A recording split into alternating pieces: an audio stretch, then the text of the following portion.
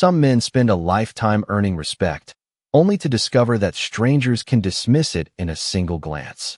The morning air over the Marine Corps rifle range carried the crisp scent of pine, clean steel, and freshly turned gravel as rows of young Marines prepared for another day of marksmanship training.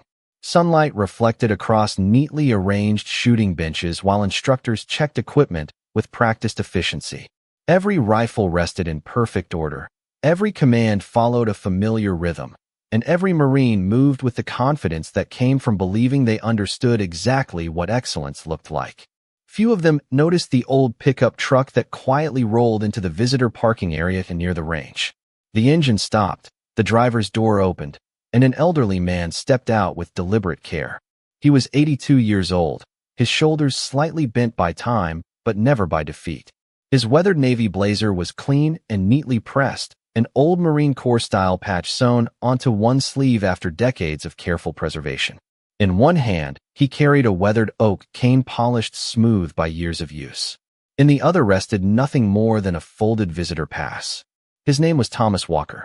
There was nothing about him that demanded attention. He did not wear medals across his chest.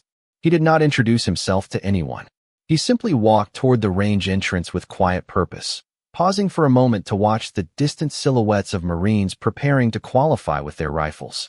A faint smile crossed his face, as though the familiar sound of bolts cycling and instructors calling commands awakened memories that had never truly faded. At the entrance checkpoint, a young corporal greeted him politely and checked his visitor authorization. "Good morning, sir. Is there someone you are here to meet?" Thomas smiled gently. "No, son. I was hoping I might make a simple request if the range officer has a moment." The corporal nodded respectfully and directed him toward the firing line administration building. Inside, several Marines moved between equipment racks, maintenance tables, and briefing boards covered with training schedules. Leaning against one display wall was a carefully preserved M40 rifle that had been retired from active instructional use and now served as part of the range's historical collection. Thomas stopped walking the instant he saw it. His eyes remained fixed on the rifle with quiet admiration, not as someone looking at an old object, but as someone unexpectedly reunited with an old friend. When the range instructor approached, Thomas removed his cap and spoke with genuine courtesy. "Sir, I have one favor to ask. Would it be possible for me to hold that M40 for just a moment?" The instructor looked surprised by the unusual request before glancing towards several younger Marines standing nearby. One of them, First Lieutenant Ethan Brooks, overheard the conversation and smiled with amused disbelief. "You came all the way out here just to hold an old rifle?" A few nearby Marines exchanged amused looks before quiet laughter spread across the group. "Maybe he wants to tell us how they did things back in the Stone Age," one of them joked softly, earning a few more chuckles. Thomas did not react with anger or embarrassment. His expression remained calm, his blue eyes resting on the rifle instead of the voices around him. He simply answered in the same steady tone. "I only wanted to remember what it felt like." The laughter continued for another moment. To the young Marines, the request seemed harmless, almost sentimental, something they expected from an elderly visitor chasing memories that belonged to another generation. None of them noticed that Thomas had never once taken his eyes off the worn rifle, nor did they recognize the faded patch stitched carefully onto his sleeve. It had lost much of its color over the decades, but for those who truly understood Marine Corps history, it carried a story powerful enough to silence an entire rifle range. The laughter gradually faded as the range instructor continued studying the elderly visitor. There was something unusual about the way Thomas Walker looked at the old M40 resting against the display stand. Most visitors admired it as a piece of history. Thomas looked at it as though he remembered every ounce of its weight. The instructor, Gunnery Sergeant Michael Harris, folded his arms before speaking. "Sir, that rifle is part of the historical display. We usually do not let visitors handle it." Thomas nodded without disappointment. "I understand completely." He turned slightly, preparing to step away, when Harris noticed the quiet acceptance in the old veteran's expression. There was no argument, no attempt to explain who he was, no effort to gain sympathy. He had simply asked with respect and accepted the answer with equal respect. Harris hesitated for a moment before looking back toward the display. "Hold on." The older Marine slowly stopped walking. "If you stay right here, I can remove it from the stand myself." You may hold it for a minute, but we have to be careful. Thomas smiled warmly. That is more kindness than I expected. Thank you. Several Marines nearby exchanged puzzled looks. First Lieutenant Ethan Brooks shook his head with an amused grin. I cannot believe we are stopping training for this. Another young Marine quietly laughed. Maybe he wants a picture for his grandchildren. Thomas heard every word, but his expression never changed. Harris carefully unlocked the display mount before lifting the rifle with practiced hands. Even after years of service, he handled the old weapon with obvious respect. Walking toward Thomas, he extended it carefully. Here you go, sir. Thomas accepted the rifle with both hands. The change was immediate. His fingers settled naturally around the stock without hesitation. His left hand supported the fore-end with effortless balance, while his right hand rested lightly near the trigger guard without entering it. He never rushed. Every movement appeared smooth, deliberate, and deeply familiar. He tilted the rifle slightly toward the morning light, quietly inspecting the receiver, the barrel, and the scope mount. His thumb brushed across several tiny scratches worn into the wooden stock. A faint smile appeared across his face. She has been well cared for, he said softly. The armorers have done right by her. Gunnery Sergeant Harris blinked in surprise. Very few civilians referred to military armorers so naturally. Thomas continued, examining the rifle without showing off. This front sling swivel was replaced years after the original production run, he observed. Good decision. The newer hardware lasts longer during wet field conditions. Harris looked down at the rifle before glancing back at Thomas. He had not mentioned any maintenance history, yet the old veteran had noticed the replacement within seconds. The surrounding Marines became noticeably quieter. Lieutenant Brooks folded his arms, still skeptical but no longer laughing. Thomas gently worked the bolt only after receiving a silent nod from Harris. The movement was smooth, controlled, and almost effortless. He closed it softly without unnecessary force before carefully returning the safety to its proper position. Every action reflected habits formed through thousands of repetitions many decades earlier. No unnecessary movement. No hesitation. No wasted effort. Feels exactly the way I remember, Thomas whispered. Harris studied him more carefully than before. Then his eyes drifted toward the faded patch sewn onto the sleeve of Thomas's old blazer. Time had nearly erased its colors, but the unusual shape beneath the worn thread stirred a distant memory. Harris narrowed his eyes and stepped a little closer. Something about that patch felt strangely familiar.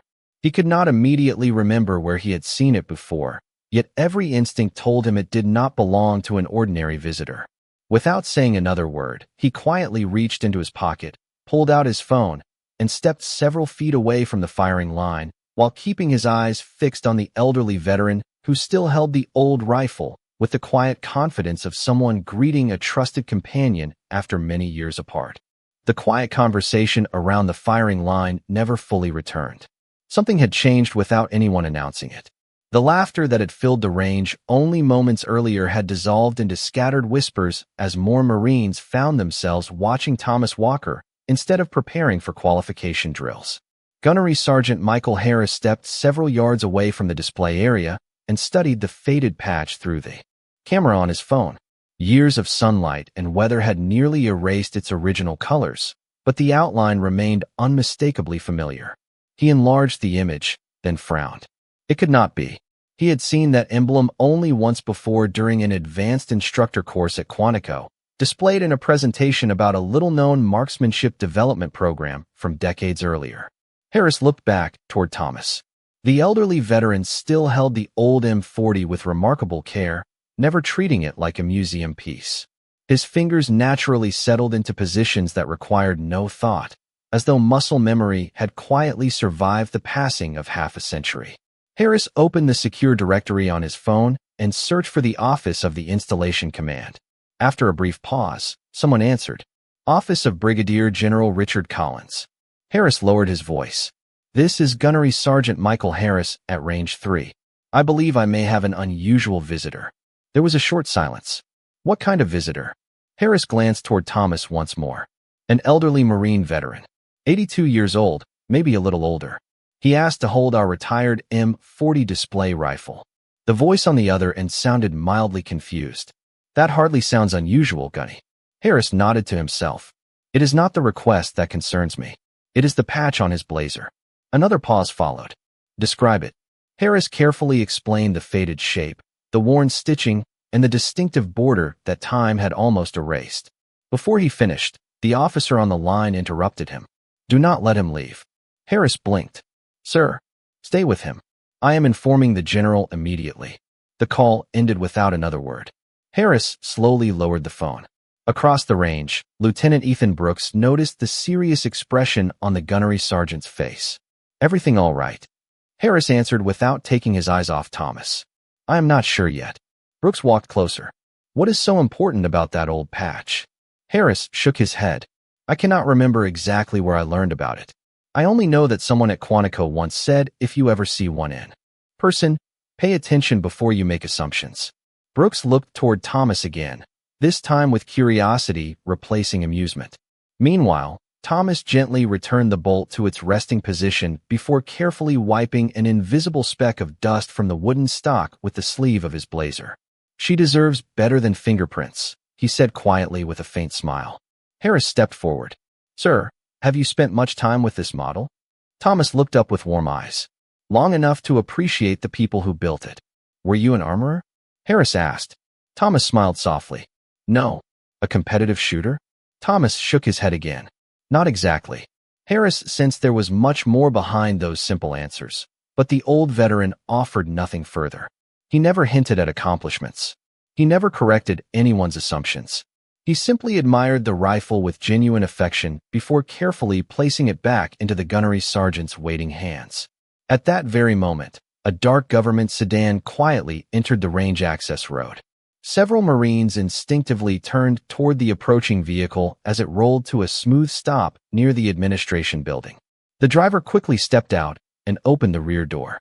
A single glance at the distinguished officer emerging from the car was enough to make every Marine nearby straighten their posture. Brigadier General Richard Collins had arrived far sooner than anyone expected, but instead of looking toward the firing line, his attention settled immediately upon one small, faded patch stitched onto the sleeve of an elderly veteran's blazer. Every conversation stopped the moment Brigadier General Richard Collins stepped onto the gravel beside the firing line. The steady rhythm of instructors calling commands faded into silence as Marines instinctively came to attention. Collins acknowledged no one. His measured stride carried him directly toward Thomas Walker, his eyes fixed not on the elderly man's face, but on the faded patch sewn onto the sleeve of his weathered blazer. Thomas noticed the approaching officer and offered a polite nod, expecting nothing more than a courteous greeting. Instead, the general stopped within a few feet, studying the worn threads with the concentration of someone reading a page from history itself. For several long seconds, neither man spoke. The morning breeze lifted the edge of Thomas's blazer just enough for the entire patch to become visible beneath the sunlight. Collins slowly removed his service cap. The simple gesture immediately caught everyone's attention. A general did not remove his cap for ordinary introductions. Lieutenant Ethan Brooks glanced toward Gunnery Sergeant Michael Harris with growing confusion, but Harris remained perfectly still. Collins finally broke the silence. Sir, may I ask where you earned that patch? Thomas looked down at the faded emblem before smiling gently. A long time ago. Collins nodded slowly. I believe that. Thomas lightly brushed a finger across the worn stitching. Most people do not recognize it anymore. The general answered with quiet certainty. Very few were ever supposed to. The Marines standing nearby exchanged uncertain looks. The patch appeared old, faded, and almost impossible to identify. To them it looked like nothing more than forgotten cloth. Yet the general regarded it with unmistakable respect. Collins looked directly into Thomas's eyes. Would you tell me your full name, sir? Thomas Edward Walker. The general repeated the name softly, as though searching through decades of memory. Then something changed in his expression. Recognition settled across his face with complete certainty. He took one slow breath before extending his hand. It is an honor to finally meet you, Mr. Walker. Thomas accepted the handshake with quiet humility. You are kind to say that, General. Collins smiled faintly. Kindness has nothing to do with it. The surrounding Marines watched in complete silence. Lieutenant Brooks felt his earlier confidence slipping away. He had expected the general to greet a retired Marine politely before returning to his schedule.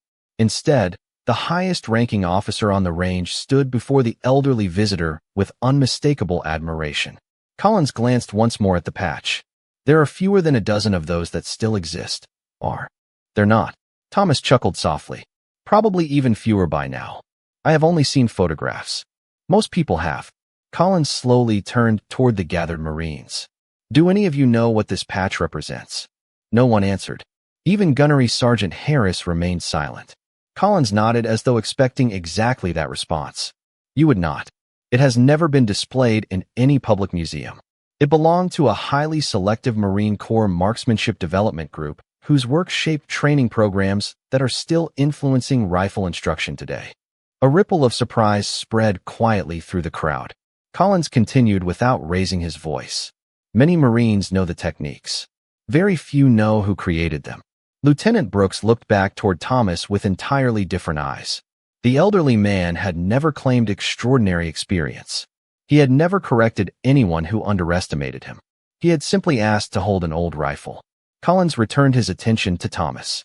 Sir, I have one question that I have wanted answered since I first learned about that unit many years ago. Thomas smiled with quiet patience. Go ahead. The general's voice became almost reverent. Were you one of the instructors who helped write the original standards? Or were you the man who taught the instructors themselves? Thomas remained silent for a moment as the wind drifted across the range, carrying only the distant sound of range flags fluttering against their poles. Then, with the same humble expression he had worn since arriving that morning, he answered in a voice barely above a whisper. I simply taught good Marines how to respect the rifle before they ever learned how to fire it. Everything else came after that. The range remained perfectly still after Thomas Walker finished speaking. No one reached for another rifle. No instructor called the next relay to the firing line.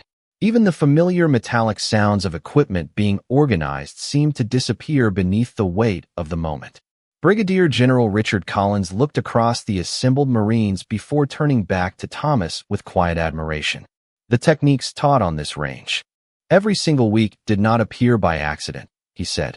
Someone had to develop them, refine them, and prove that discipline mattered more than speed. Most of the names behind that work never appeared in newspapers or history books. Thomas gave a small shrug. That was never the goal. Collins smiled. Exactly. He slowly faced the younger Marines. Many years ago, before several of our current training standards became official doctrine, a small group of experienced Marines traveled from base to base studying how different instructors trained new riflemen.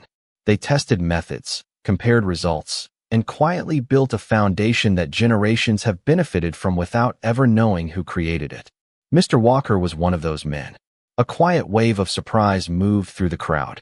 Lieutenant Ethan Brooks could hardly believe what he was hearing.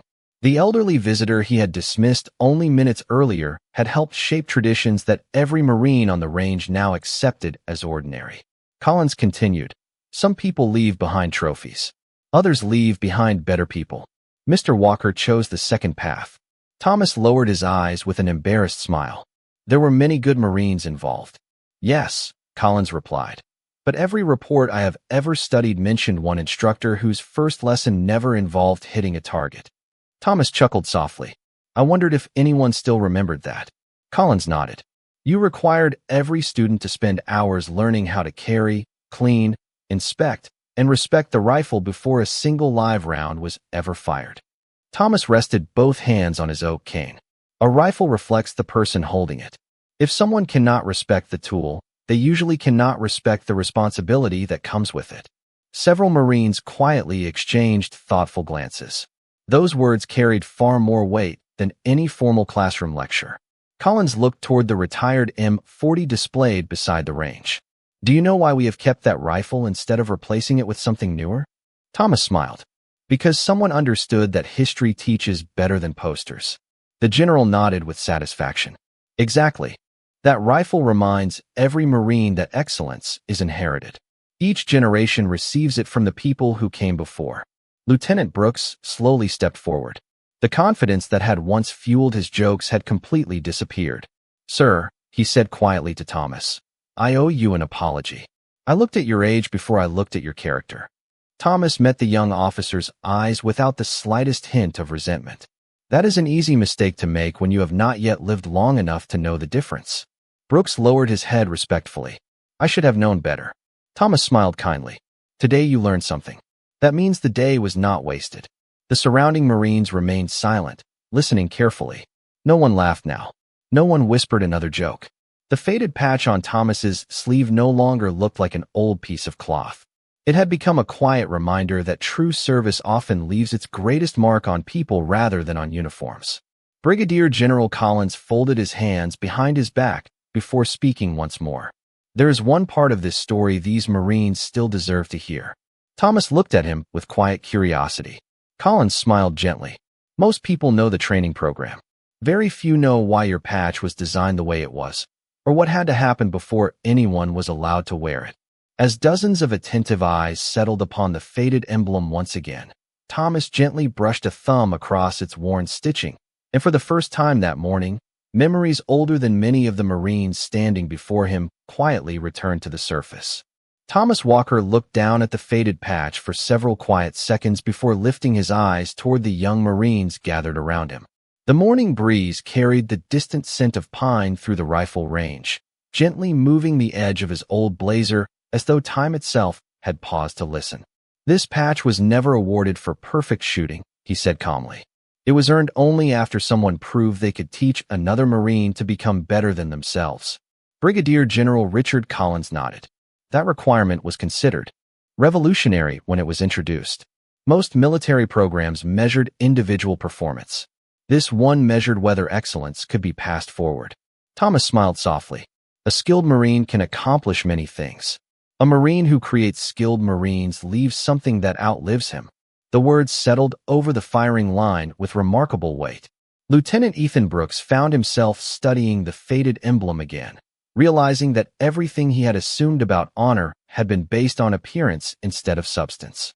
Collins turned toward Gunnery Sergeant Michael Harris. Gunny, would you mind bringing the M40 back over one more time? Harris carefully retrieved the rifle from the display and presented it with both hands. Thomas accepted it once again, this time under the watchful eyes of every Marine on the range. He did not shoulder the rifle. He did not strike an impressive pose. Instead, he rested the butt lightly against his boot and gently placed one hand along the wooden stock.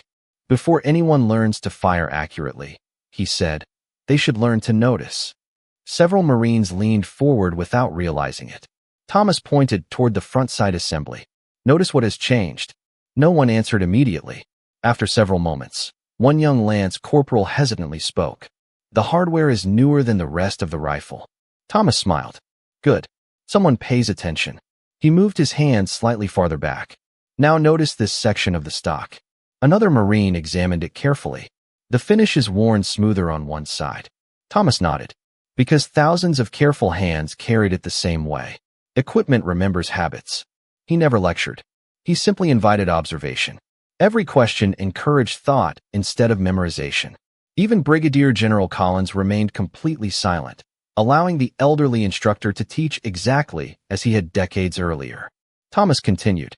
People often believe great marksmanship begins when someone pulls the trigger. It actually begins long before that. It begins with patience, consistency, and respect. He gently handed the rifle to Lieutenant Brooks. Tell me what you feel. Brooks accepted it carefully. It feels balanced. Thomas smiled. Good. Now stop thinking about the rifle. Brooks looked confused. Sir, think about the Marine who carried it before you. Someone spent years maintaining that balance for the next generation. Respect travels farther than steel. Brooks slowly nodded. For the first time that morning, he understood that the lesson had never been about the weapon. It had always been about responsibility. Around them, the Marines no longer saw an elderly visitor sharing old memories. They were watching a master instructor whose methods remained timeless because they focused on character before skill. Collins quietly addressed the formation. You have just witnessed something very few Marines experience during an entire career. Technical knowledge becomes outdated. Equipment changes. Uniforms evolve. Character does not. Thomas carefully returned the M40 to Gunnery Sergeant Harris, who received it with noticeably greater reverence than before. Harris locked it back into the display, but somehow the rifle no longer looked like an artifact behind glass. It looked like a living symbol connected to the man standing only a few feet away.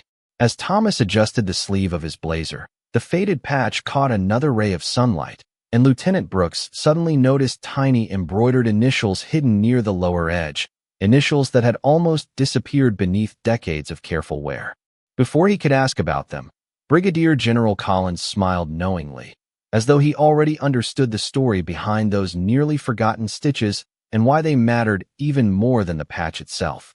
Lieutenant Ethan Brooks could not take his eyes off the tiny initials stitched beneath the faded patch.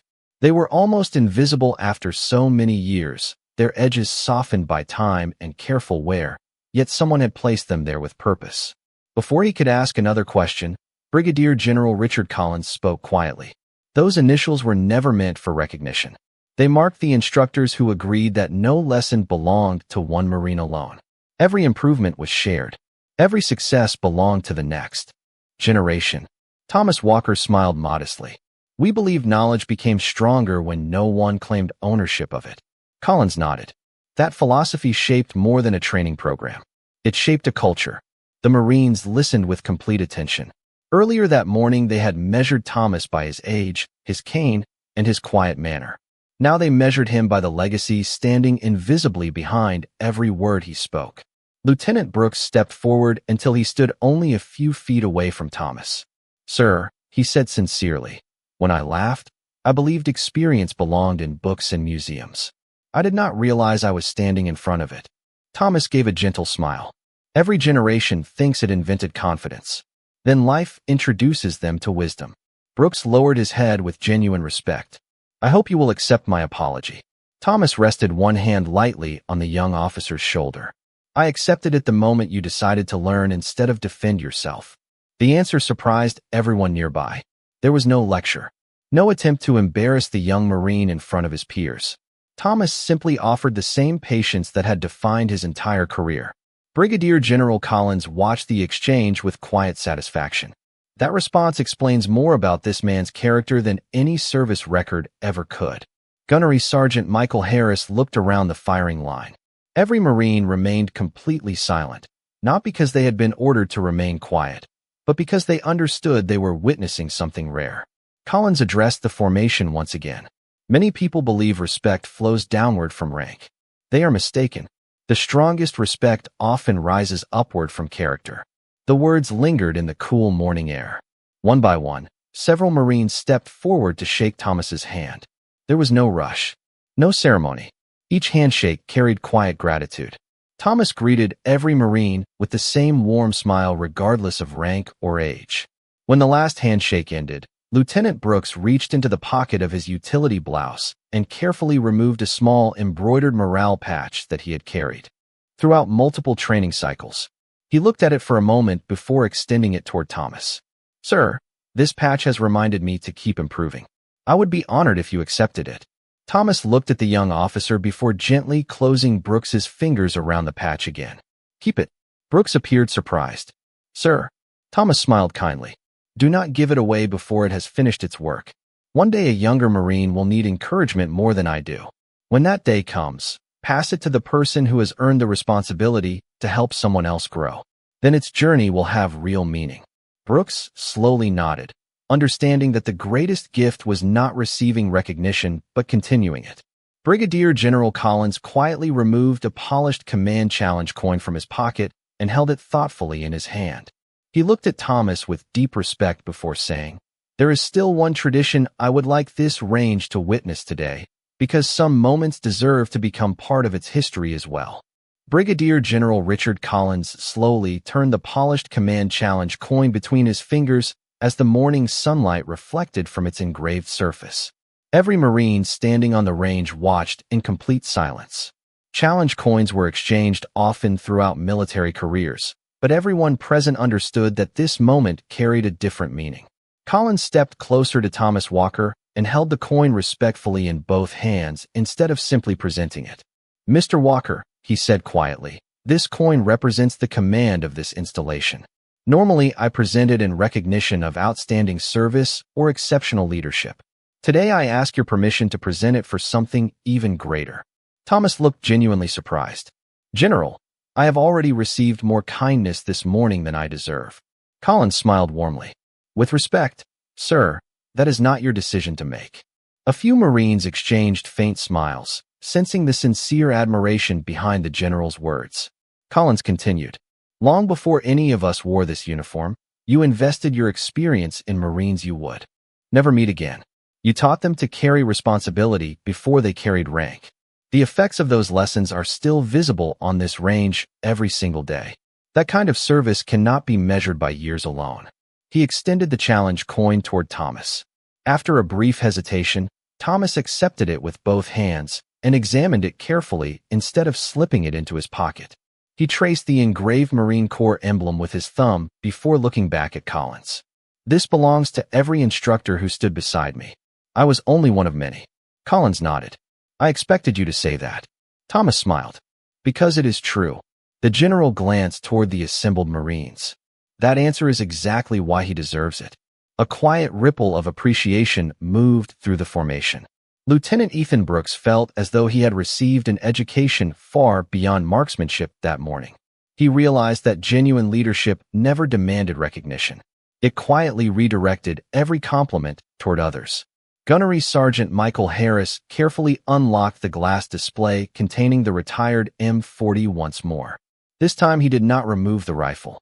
Instead, he reached beside it and placed a small brass information plaque on the counter beneath the display.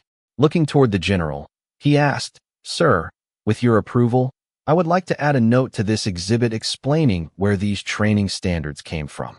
Future Marines should know they were built by real people. Collins looked toward Thomas. Would that be acceptable? Thomas stood silently for a moment before answering. Do not write about me. Harris looked slightly disappointed.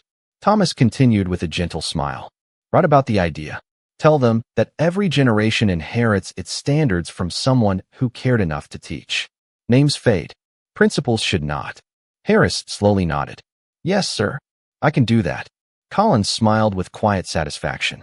That may be the finest exhibit this range has ever displayed. Before anyone spoke again, a young lance corporal who had remained near the back of the formation raised his hand respectfully. Sir, may I ask one question? Thomas turned toward him. Of course. The Marine hesitated before speaking. After everything you accomplished, why did you never wear your medals or tell anyone who you were? Thomas looked across the rifle range where generations of Marines had learned their craft beneath the same open sky. The flags fluttered steadily in the breeze, and sunlight rested across the old M40 behind its glass case. His answer came softly, yet every person heard it clearly.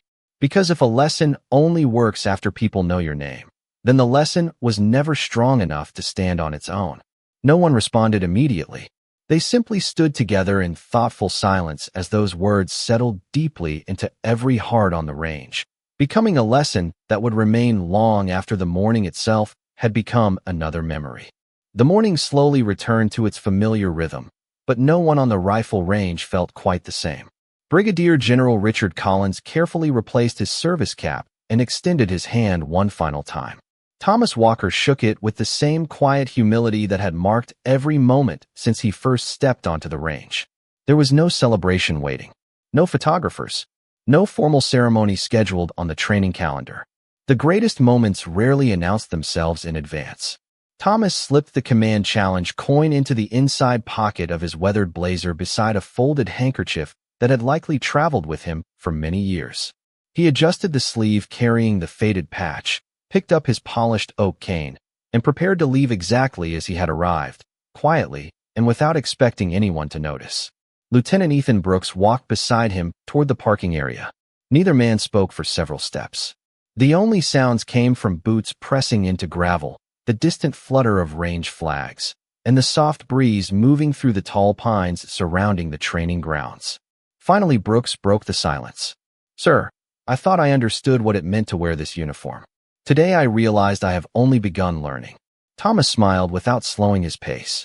That realization will make you a better Marine than confidence ever could. Brooks nodded. Thoughtfully, I will remember today for the rest of my life. Thomas looked ahead toward his old pickup truck. Then make certain someone else benefits from what you learned. Wisdom is wasted if it stops with the person who receives it. They reached the truck together. Thomas opened the driver's door before pausing to look back toward the range one final time. Dozens of Marines remained standing where they had been throughout the morning. Some held rifles. Others carried notebooks or hearing protection. Every one of them watched quietly as the elderly veteran prepared to leave. Brigadier General Collins stepped forward first. Without giving a command, without raising his voice, he came to attention and offered Thomas a crisp salute. For a brief moment, the entire range remained perfectly still. Then Gunnery Sergeant Michael Harris raised his hand in the same salute. Lieutenant Ethan Brooks followed immediately after. One by one, every Marine on the range stood at attention and saluted as well. No order had been given. No protocol required it. Respect had moved naturally through the formation because every person present understood that rank alone had never earned this moment. Character had. Thomas stood silently beside his truck as he looked across the sea of raised hands. His eyes reflected gratitude more than pride. Slowly, he returned the salute with calm precision, holding it only long enough to honor those who would carry the future forward. Then he lowered his hand, climbed into the truck, and quietly started the engine. As the pickup rolled toward the gate, no one moved. The Marines remained standing until the vehicle disappeared beyond the line of pine trees and the sound of the engine faded into the distance. Only then did Brigadier General Collins lower his hand and look across the formation. "Resume training," he said calmly. The Marines returned to their duties, but every movement seemed more deliberate than before. The retired M40 rested once again behind its glass display, yet it no longer seemed like an artifact from another era. It had become a reminder that every tradition begins with someone willing to teach without asking for recognition. Lieutenant Brooks glanced one last time at the morale patch still resting in his pocket and quietly smiled. He knew exactly why he would keep it until the right day finally came. Above the range, the morning sun climbed higher into the clear American sky, casting its light across old wood, worn cloth, polished steel, and a generation of Marines who had learned that day that respect is never demanded, never inherited, and never measured by appearances. It is earned through quiet service, preserved through humble leadership, and remembered long after names themselves have faded. Some salutes last a lifetime.